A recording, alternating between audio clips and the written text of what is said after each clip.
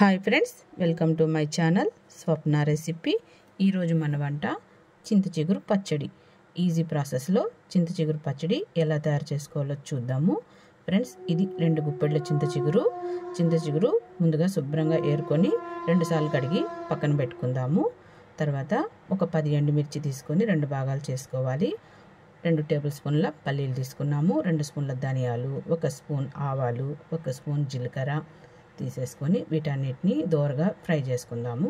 ముందుగా స్టవ్ మీద ఒక కడాయి పెట్టి తగినంత ఆయిల్ వేసి ఈ ధనియాలు, జీలకర్ర, వేరుశనగపప్పు, ఎండుమిర్చి సన్న మంట మీద దోరగా వేయించుకోవాలి.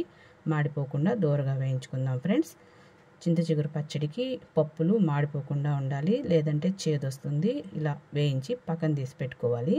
ఇప్పుడు అదే కడాయిలో కొద్దిగా ఆయిల్ వేసి ముందుగా మనము శుభ్రం చేసి పెట్టుకున్న చింత చిగురును కూడా ఈ కడాయిలో వేసేసి దూరగా వేయించుకోవాలి. తగినంత ఉప్పు వేసేసి ఒక 5-6 వెల్లుల్లి రేఖలు వేసేసి ఒక చిటికెడు ఇంగువ కూడా వేసేసి తర్వాత ఒక 1/2 స్పూన్ పసుపు కూడా వేసేసి ఓసారి కలిపి మూత పెట్టి ఒక 5 నిమిషాలు మగ్గిచ్చేసుకుంటే చింత చిగురు మగ్గిపోతుంది. ఫ్రెండ్స్, చింత చిగురు కొద్దిగా నెమ్మగా ఉన్నప్పుడే స్టవ్ కట్టేసుకోవాలి, లేదంటే పచ్చడి గట్టిగా వస్తుంది.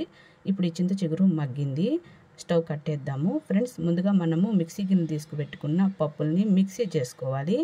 ఈ విధంగా మిక్సీ చేసుకోవాలి.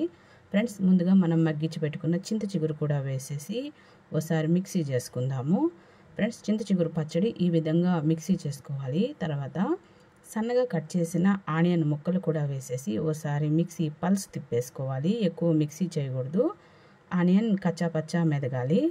ఫ్రెండ్స్, చింత చిగురు పచ్చడి రెడీ అయింది. ఈ విధంగా చేసుకోవాలి. ఇప్పుడు దీన్ని మనం ఒక బౌల్లో తీసుకుందాము.